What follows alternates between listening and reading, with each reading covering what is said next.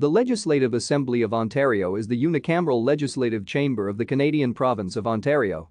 Along with the sovereign, who grants royal assent to bills passed by its members, known as Members of Provincial Parliament, the body comprises the Legislature of Ontario or Parliament of Ontario. The Assembly meets at the Ontario Legislative Building at Queen's Park in the provincial capital of Toronto. Ontario uses a Westminster-style parliamentary government in which members are elected to the Legislative Assembly through general elections using a first-past-the-post system. The Premier of Ontario holds office by virtue of their ability to command the confidence of the Legislative Assembly, typically sitting as an MPP themselves, and lead the largest party or a coalition in the Legislative Assembly.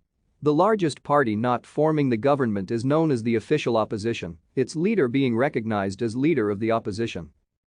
The Ontario Legislature is sometimes referred to as the Ontario Provincial Parliament. Thank you for watching.